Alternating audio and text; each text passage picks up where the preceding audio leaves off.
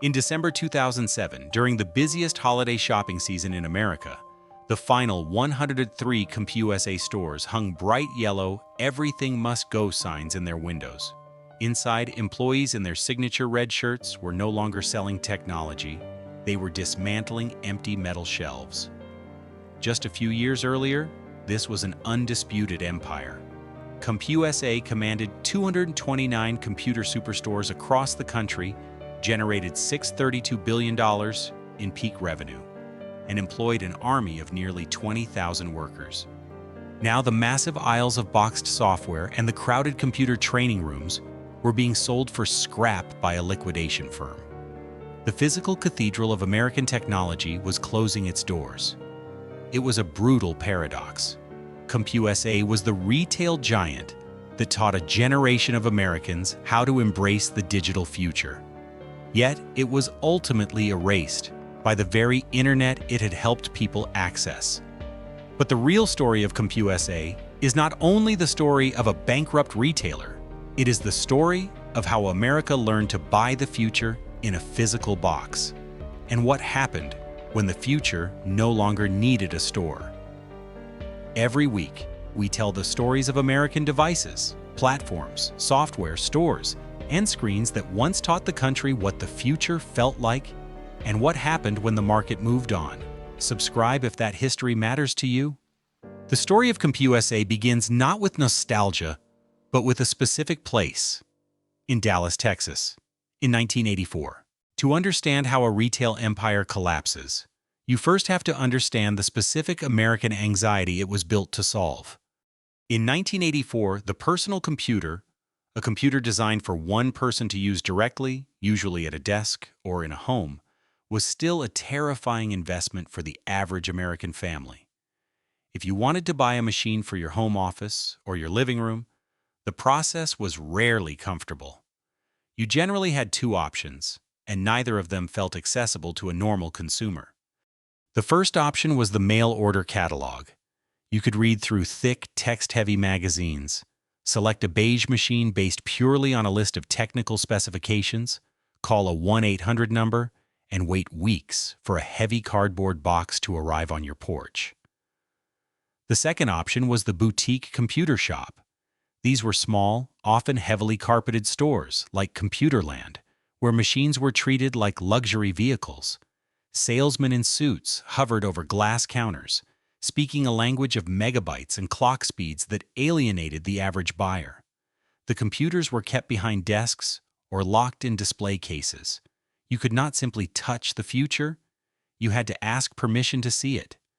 This was the friction that two entrepreneurs, Errol Jacobson and Mike Henokowicz, initially bypassed when they founded a company called Soft Warehouse in Addison, Texas, a suburb of Dallas, in 1984. Surviving records indicate that their original business model was not revolutionary. Soft Warehouse began as a business-to-business mail order operation. They sold software directly to corporate clients who already knew exactly what they needed. But operating out of the Dallas area, a region steeped in American logistics, warehousing, and aggressive retail expansion, Jacobson and Henokowicz noticed a massive crack in the technology market. Everyday consumers were starting to call their mail order number. Normal Americans wanted to buy word processors, spreadsheet programs, and gaming software, and they did not want to wait for shipping. They wanted to drive somewhere, hand over their money, and take the software home that same afternoon. In 1985, Soft Warehouse made a decision that would alter the geography of American technology. They opened their first physical storefront to the public, but they did not build a boutique. They built a warehouse. Soft Warehouse applied the model of the big box retailer, a massive industrial-scale store that prioritizes enormous inventory, low prices, and self-service over high-touch luxury, to silicon and plastic. When an American consumer walked into that first Dallas location, they did not see carpet or glass display cases. They saw a 25,000 square foot room with exposed ceilings, concrete floors, and towering metal racks. This was a profound psychological shift in how technology was sold. Customers grabbed a physical metal shopping cart exactly as they would at a grocery store, and pushed it down wide aisles. They could physically browse through hundreds of oversized cardboard software boxes. They could look at rows of heavy CRT monitors and beige desktop towers sitting openly on metal shelves. By stripping away the luxury and the intimidation, Soft Warehouse demystified the machine. They treated the computer not as a fragile piece of science fiction, but as a standard household appliance. The model was highly capital-intensive, but it worked. The volume of sales was staggering. By purchasing in massive bulk directly from manufacturers, the company could undercut the boutique stores on price, while offering a selection that local independent shops could never match. If a customer needed a specific cable, a box of blank floppy disks, or a new hard drive, a storage device that keeps files, software, and operating systems intact even after the computer is turned off, they knew the warehouse would have it in stock. By the late 1980s, the company realized that their concept was no longer just a Texas experiment. It was a scalable national format. To lead this aggressive expansion, they brought in an executive named Nathan Morton in 1989. Morton did not come from a traditional technology background. He came from Home Depot. Morton understood a fundamental truth about American retail. If consumers were willing to drive to a massive warehouse to buy lumber, plumbing supplies, and power tools, they would drive to a massive warehouse to buy motherboards, keyboards, and accounting software. The mechanics of the building were exactly the same. Only the inventory was different. Under Morton's leadership, the company accelerated its footprint, identifying prime real estate in American suburbs and retail parks. They targeted areas with growing middle-class populations, places where families were beginning to realize that a computer would soon be required for their children's homework and their own careers. In 1991, the company took its final, definitive form. Soft Warehouse held its initial public offering, raising the capital needed to blanket the United States with physical stores. Alongside the IPO, the company officially changed its name. Soft Warehouse sounded like a regional supply depot. The new name was a declaration of national dominance, CompUSA. They branded themselves the Computer Superstore. By the end of 1991, CompUSA was operating 20 massive locations across the country, each one generating millions of dollars in revenue. They had successfully built an entire new category of American retail.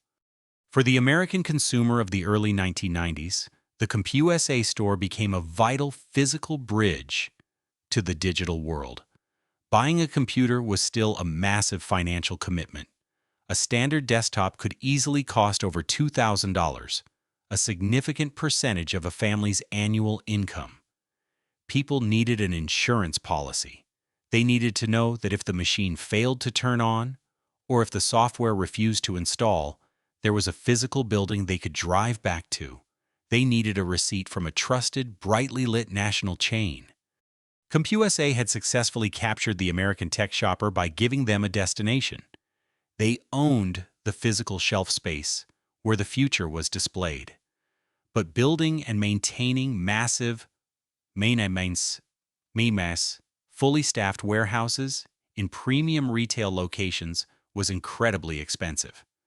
The Superstore model had proven that Americans would drive to a warehouse to buy a computer. Now, CompUSA had to prove it could survive the chaotic speed of the internet age.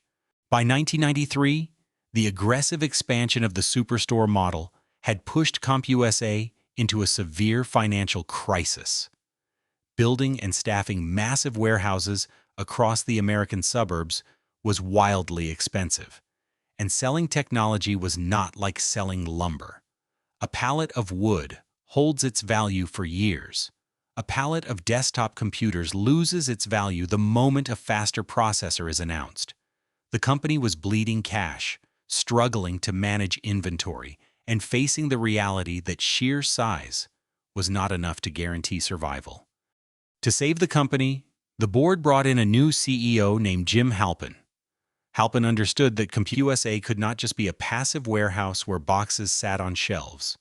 It had to become an active, aggressive machine that controlled how Americans bought technology.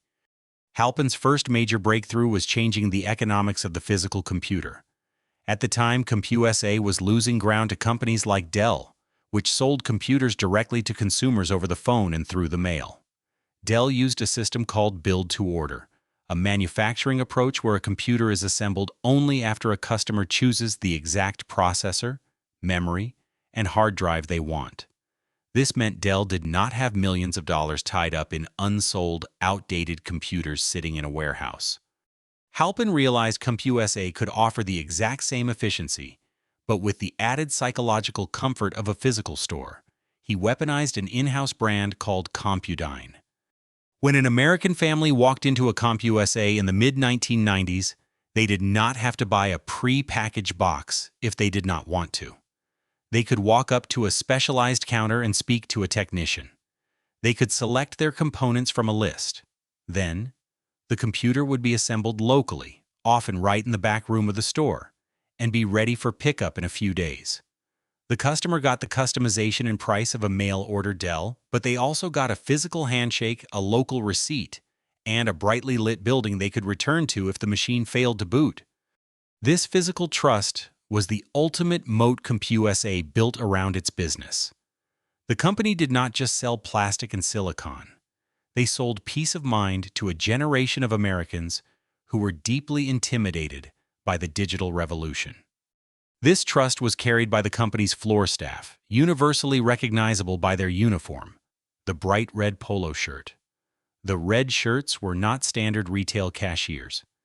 They were trained to act as tech support, guides, and translators for the average consumer. When a parent walked in holding a piece of paper with a list of system requirements required by their child's school, it was a red shirt who guided them down the aisle, explaining the difference between a floppy disk and a hard drive, or why a CD-ROM drive was suddenly necessary for the newest educational software. But the brilliance of the CompUSA model extended beyond the sales floor. Halpin and his executive team knew that buying a computer was only the first step. Operating it was the second, and for millions of Americans, it was the hardest. To solve this, CompUSA turned its superstores into classrooms. Tucked away in the back of these massive retail warehouses were dedicated glass-walled training rooms. They were outfitted with rows of beige desktop monitors and mechanical keyboards. For a fee, a customer could sign up for evening or weekend classes. In these rooms, working professionals learned how to format spreadsheets. Grandparents sat at desks and were taught how to double-click a mouse without picking it up off the desk. Families learned how to navigate the newly released Windows 95 operating system. CompUSA had successfully positioned itself not just as a merchant of hardware, but as the cultural transit hub where normal Americans went to learn the rules of the new digital economy. Because CompUSA controlled this physical gateway to the consumer, they held immense power over the entire technology industry. If a software developer wanted their new game or accounting program to succeed in the United States, they needed to secure a place on a CompUSA shelf. If a hardware manufacturer built a new printer or scanner, they needed the red shirts to recommend it. This absolute control over retail distribution, the sheer power of the physical shelf, was proven most dramatically in 1997, in a moment involving one of the most famous technology companies in the world. By the late 1990s, Apple Computer was dangerously close to bankruptcy. Its market share had plummeted, and its computers were often shoved into the dusty, ignored back corners of generic electronics stores. Steve Jobs had recently returned to the company, and he realized that Apple had a fatal distribution problem. They did not yet have their own Apple stores. They were entirely dependent on third-party retailers to present their vision to the public, and those retailers were failing them. Jobs needed a national stage to save the Macintosh. He had only one real option. In a landmark agreement, Steve Jobs partnered with Jim Halpin to create the store-within-a-store concept inside CompUSA locations. Apple designed dedicated, highly polished kiosks that were placed in prime real estate within the CompUSA warehouses. These sections were staffed by Apple-trained representatives, ensuring the hardware was presented perfectly. This deal was a lifeline for Apple, but it was a crowning achievement for CompUSA. The fact that Steve Jobs, in his desperate bid to save his company, had to negotiate for square footage inside a CompUSA warehouse proved the sheer gravity of the Superstore. By the end of the 1990s, the company was no longer just a Texas retail experiment. The training rooms were full, the shelves were packed, and the red shirts controlled the floor. CompUSA had become the undisputed cathedral of American technology. By 1998, walking into a CompUSA on a Saturday afternoon was a distinct American sensory experience. The massive building smelled of warm circuit boards, freshly unboxed plastic, and the industrial carpet of the training rooms. The air was filled with a constant, overlapping soundtrack, the high-pitched beep of barcode scanners at the checkout lanes, the heavy mechanical clatter of mechanical keyboards being tested on the display floor, and the synthesized startup chimes of dozens of multimedia desktops rebooting at once. The American technology market had exploded, and CompUSA was perfectly positioned to capture all of it. The company was no longer just a retailer. It was the physical bottleneck through which the digital revolution had to pass. Nowhere was this power more visible than in the software aisles. Today, software is invisible, downloaded instantly from cloud servers or mobile app stores. But in the late 1990s, software had a physical weight. The transition to the CD-ROM, an optical disc that could hold vastly more data than a floppy disk, enabling full-color encyclopedias, multimedia software, and expansive video games, created a golden age of retail packaging. Because a CD-ROM itself was small, software publishers needed a way to justify charging $40, $50, or $80 for it. Their solution was the big box.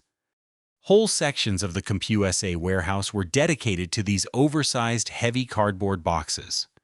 To an American teenager or hobbyist, browsing these aisles was a weekend ritual.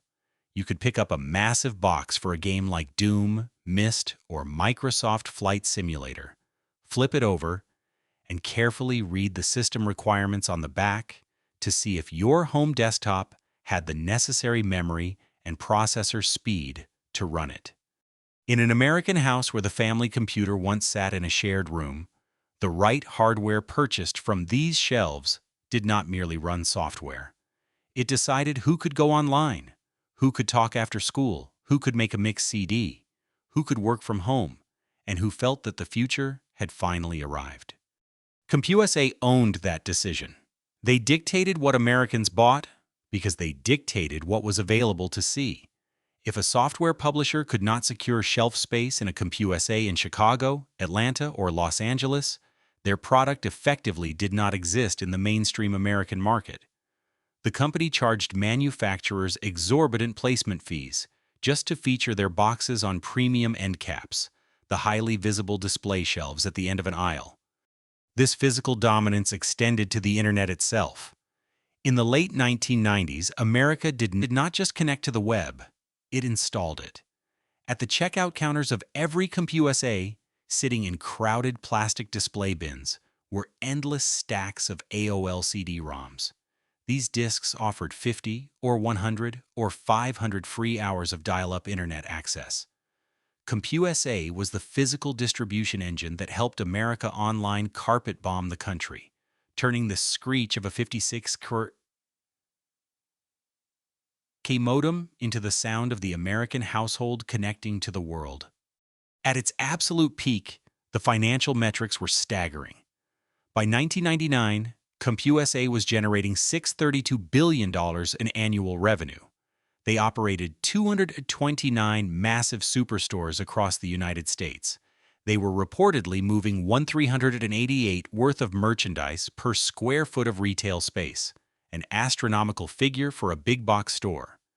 To solidify their absolute monopoly on the computer retail market, CompUSA eliminated their biggest physical rival. In 1998, they purchased Computer City from the Tandy Corporation for $211 million. Computer City had been a formidable competitor, operating nearly 100 large-format stores. By absorbing them, CompUSA acquired their premium real estate, their customer base, and their remaining inventory, cementing their status as the undisputed king of tech retail. The average American consumer was locked into an aggressive hardware upgrade cycle. A desktop bought in 1995 felt painfully obsolete by 1998. To keep up, users had to return to CompUSA to buy a new 3D graphics card, a faster CD-ROM drive, or more memory. The red shirts were always there to guide the purchase, ensuring the customer left with the right cables, the right drivers, and a lucrative extended warranty. The Superstore was invincible. It had successfully trained a skeptical nation to drive to a warehouse, grab a metal cart, and load it with the physical components of the digital age. But as the crowds packed the aisles and the registers rang up billions in sales, the technology inside those boxes was secretly preparing to destroy the very building it sat inside. The absolute dominance of CompUSA in the late 1990s was not just visible in its massive revenues, but in the weekly rituals of the American consumer. Before the internet became a place to browse for deals, technology was discovered on paper. Every Sunday morning, on kitchen tables across the country, families would pull the glossy CompUSA advertising circular out of their local newspaper. These multi-page inserts were a physical map of where the tech industry was heading. They featured grids of beige desktop towers, heavily discounted inkjet printers, and rows of specific software titles. If a product made the front page of the CompUSA Sunday Circular, it instantly became the default standard for the American home. Parents would circle a newly priced modem or a home accounting software suite, get in their cars, and drive to the local superstore, holding the paper as proof of the price. Inside the building, the retail mechanics were a masterclass in profitability. Selling the computer itself was often a low-margin business, but the Superstore model thrived on what retailers called the attach rate. A customer might come in for a $100 desktop, but a computer in 1999 was not a self-contained device like a modern smartphone. It was a modular machine that required a vast ecosystem of accessories to function properly. This created the true economic engine of the CompUSA warehouse, the peripheral aisles. If you bought a desktop, you needed to buy a heavy CRT monitor to see it. You needed a printer. You needed a specialized parallel cable just to connect that printer because cables were almost never included in the box. You needed a surge protector to keep the power supply safe. You needed a heavy, motorized joystick to play the flight simulator stacked in the software aisle. The red shirts on the floor were trained to guide customers through this gauntlet of accessories. They explained the necessity of a zip drive, a portable storage system that used thick, high-capacity magnetic disks to back up important family files. They directed buyers to the massive walls of blank media, where Americans bought shrink-wrapped spindles of CDRs to burn their own music mixes. By owning the massive square footage required to display all these physical boxes, CompUSA effectively locked out smaller retail competitors. A local boutique shop simply did not have the shelf space to carry 40 different types of printer ink, 20 different educational CD-ROMs, and a dedicated aisle for heavy mechanical keyboards. This physical scale also made CompUSA an essential partner for the American corporate world. While families browsed the front aisles on weekends, IT managers from local businesses pushed metal carts through the back aisles on Tuesday afternoons. If a server crashed in a regional accounting firm, or if a small business needed 10 new networking cards immediately, they could not wait 2 weeks for a mail order delivery. They drove to CompUSA. The store was the emergency supply closet for the American digital economy. The emotional peak of this era was defined by the sheer physical weight of the technology. Buying the future was a heavy, exhausting, highly anticipated event. When an American family finally checked out, their metal cart was overflowing. It required 2 people, often a parent and a red shirt employee, to lift the massive cardboard boxes containing the monitor and the desktop tower into the trunk of a sedan in the store's parking lot. The smell of the newly unboxed plastic in the living room, the complicated ritual of plugging in a dozen different cables, and the loud, mechanical whir of the hard drive spinning up for the first time, all of it felt like a monumental achievement. CompUSA was the place that made that achievement possible. They had built a seemingly impenetrable fortress of physical retail, capturing billions of dollars by sitting squarely between the technology manufacturers and the American public. But as the year 2000 approached, the digital world began to change its physical shape. CompUSA had spent a decade teaching America how to buy the internet in a box. They had not prepared for what would happen when the internet no longer needed a building. The collapse of the American computer superstore did not begin with a massive bankruptcy filing, boarded-up windows, or empty shelves. It began with a quiet corporate retreat triggered by an invisible shift in user habit. In the year 2000, just months after reaching its absolute revenue peak, CompUSA was acquired for roughly $800 million by Grupo Sanborns, a retail division of the massive conglomerate Grupo Carso. The American tech giant was taken private. To the average consumer walking into a brightly lit store in Ohio or California, the building looked exactly the same. The red shirts were still standing by the registers. The aisles were still packed with boxes. But in the retail industry, taking a struggling giant private is often a defensive maneuver, a way to restructure a bleeding balance sheet away from the unforgiving scrutiny of Wall Street. CompUSA was bleeding cash because its foundational business model was being dismantled by the very future it had sold to the public. The Superstore was falling victim to two overlapping market pressures: Force 2, a fundamental change in distribution, and Force 4, convenience displacement. For a decade, CompUSA had taught the American public how to connect to the digital world. Now the public was using that connection to bypass the store entirely. The primary weapon of destruction was e-commerce, the practice of buying goods and services directly over the internet without needing to visit a physical retail location. To understand the trap CompUSA fell into, you have to look at the physical reality of how an American family bought technology in the early 2000s. A customer would drive to a suburban CompUSA location. They would walk through the air-conditioned 25,000 square foot warehouse.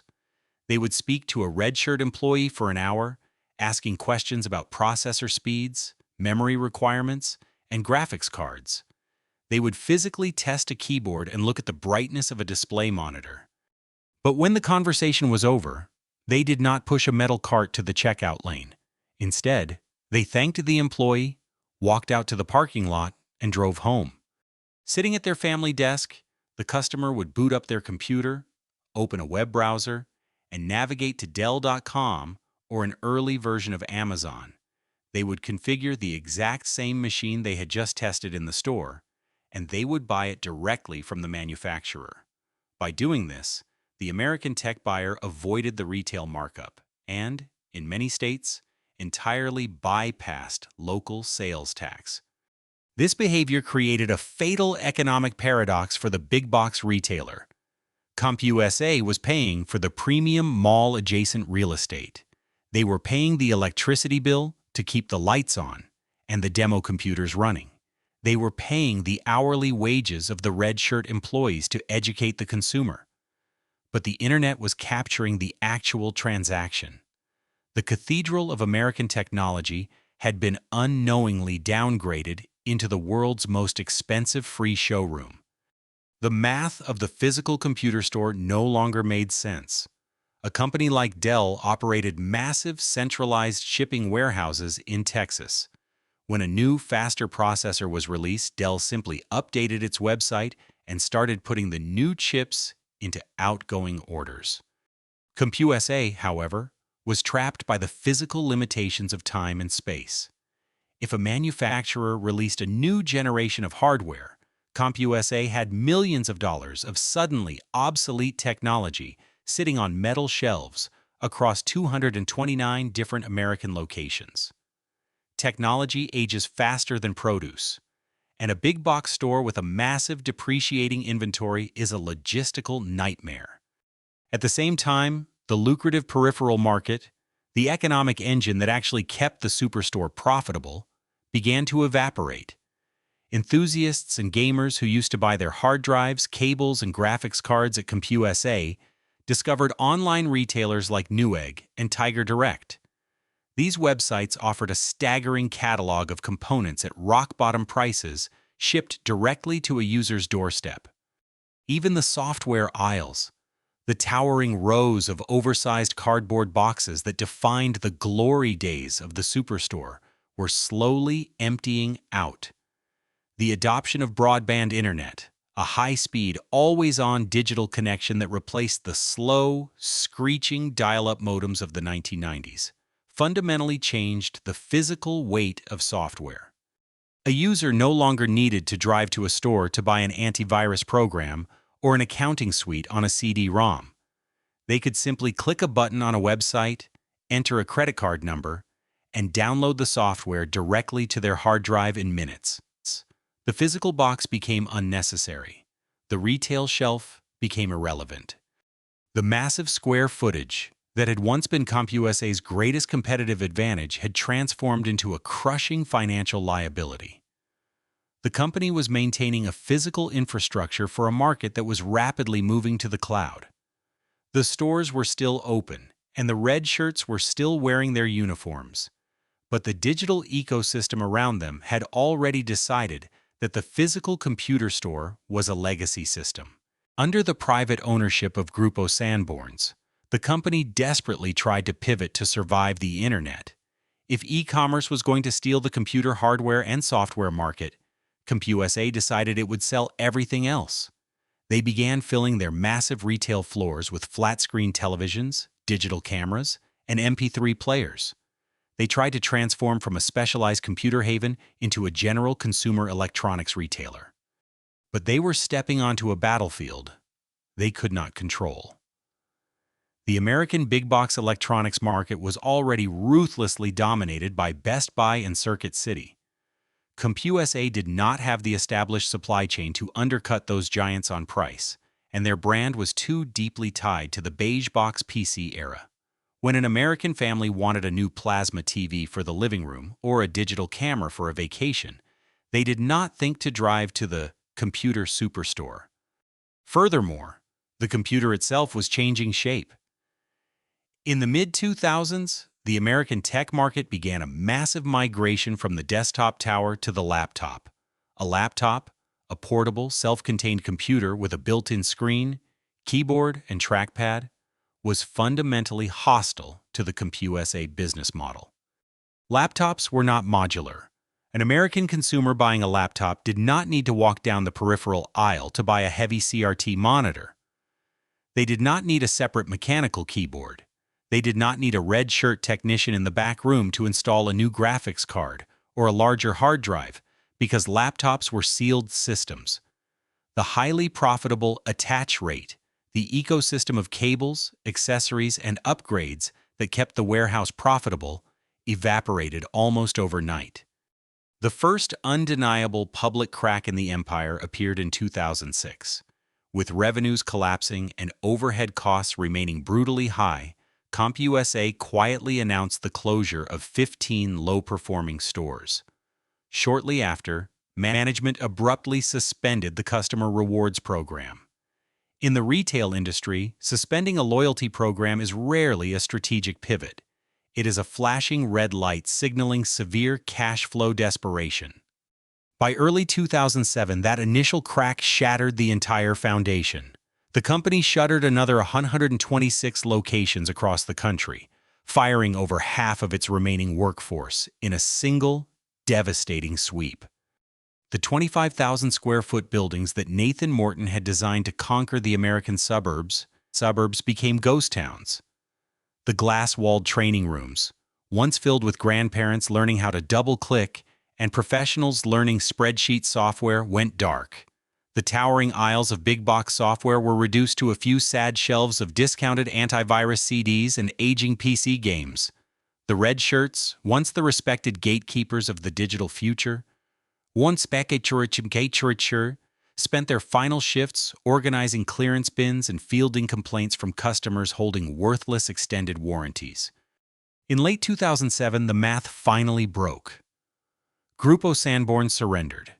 They sold the remnants of the company to an affiliate of the Gordon Brothers Group, a firm that specializes in restructuring and liquidating distressed retail assets. This was not an acquisition designed to save the stores or revive the brand. It was an acquisition designed to dismantle the physical footprint as efficiently as possible. Which brings the story back to the visual shock of December 2007. Right in the middle of the American holiday shopping season, the exact moment when a retail giant should have been ringing up thousands of transactions a minute, the final 103 CompUSA stores were marked for death. Liquidators hung the yellow banners across the glass storefronts. Everything, from the remaining inventory to the metal shelving units, the display cases, and the cash registers, was sold for pennies on the dollar. The failure was absolute. The convenience of the internet had completely destroyed the necessity of the physical shelf. America still bought technology, but they no longer needed a massive warehouse to teach them how to do it. The boxes disappeared. The shelves emptied. The software was downloaded. The consumers stayed home. The warehouses closed. The logo remained. The habit was gone. After the massive liquidation of 2007, the physical architecture of the CompUSA empire was completely dismantled, but the corporate name suffered a slower, more undignified fate. In American tech retail, a famous name is rarely allowed a clean death. In 2008, a company called Systemax purchased the CompUSA trademark, the e-commerce infrastructure, and the customer mailing lists for just $30 million. The paradox was brutal. Systemax was the parent company of Tiger Direct, one of the aggressive online retailers that had spent the previous decade undercutting CompUSA's prices and destroying its physical business model. Systemax attempted to revive the brand as an online storefront, occasionally slapping the CompUSA logo on a few physical retail locations. But this was an exercise in extreme brand dilution, the rapid weakening of a brand when its name appears on products or services that no longer reflect the original promise or culture. A website with the CompUSA logo could not replicate the massive aisles, the training rooms, or the culture of the red shirts. It was simply an e-commerce shell wearing the skin of a dead giant. Realizing the brand no longer held its former gravity, Systemax quietly retired the CompUSA name for good in 2012, folding the remaining assets into Tiger Direct. The computer Superstore was officially erased from the American commercial registry. Today, the true legacy of the Superstore is preserved not by corporate holding companies, but by a sprawling network of American tech enthusiasts, digital archivists, and vintage computing collectors. In online communities like Reddit's retro computing forums, or within the archives of the Computer History Museum, the physical artifacts of the big box retail era are treated with deep historical reverence. Former Redshirt employees still share stories on internet message boards about the sheer chaos of a Windows operating system launch night, or the endless mountains of free AOL disks they had to restock at the checkout lanes. These preservationists do not just collect the beige desktop towers, the heavy CRT monitors, or the loud mechanical keyboards. They actively hunt for the retail packaging. To a modern collector, an unopened heavy cardboard box of a 1990s PC game, a sealed copy of early utility software, or a shrink-wrapped spindle of blank CDRs is a highly coveted artifact, especially if it still bears a brightly colored CompUSA price tag on the outside. Collectors scour estate sales, thrift stores, and eBay listings to rescue these items from local e-waste bins. They understand that while the software code itself can easily be downloaded or run on an emulator, the physical box tells the true story of how that technology was originally presented, marketed, and sold to the American public. This dedication to preserving old retail packaging is not just a wave of sentimental nostalgia. A massive software box with a CompUSA sticker is a physical argument about a time when American technology possessed weight, required dedicated space, and demanded human interaction. CompUSA proves that there was an era when participating in the digital revolution was a deliberate physical ritual. Buying a computer, upgrading a hard drive, or picking out a software suite was not an invisible, frictionless transaction. It was an event. It required an American family to drive to a warehouse, push a heavy metal cart down a wide aisle, consult with a human being in a red shirt, and literally carry the future out to the trunk of their car. The technology industry ultimately decided that this friction was unnecessary. The App Store, a controlled digital marketplace where users find and install apps directly onto their devices, made software weightless and instantaneous. The cloud made physical storage drives feel obsolete. E-commerce made the warehouse aisle irrelevant. We traded the physical cathedral of technology for the absolute convenience of a screen in our pockets. But in doing so, we lost the communal physical space where a generation of Americans first learned not to be afraid of a machine. The massive 25,000 square foot buildings that once housed the CompUSA superstores have long been converted into generic gyms, discount grocery stores, or subdivided retail spaces. The bright neon signs have been ripped down, and the glass-walled training rooms have been completely demolished. But the physical evidence of the empire still quietly exists in the dark corners of American homes. Somewhere in a suburban basement, or tucked away in a dusty garage storage bin, a heavy, oversized cardboard software box still sits untouched. Its corners are worn, the manuals inside are thick and heavy, and a bright yellow CompUSA price tag stubbornly clings to the faded plastic wrap. The physical receipt is long gone, and upstairs in the living room, a user taps a piece of smooth glass to download a new application from the cloud in seconds, entirely forgetting the massive retail empire that once taught them how to do it. See you in the next one.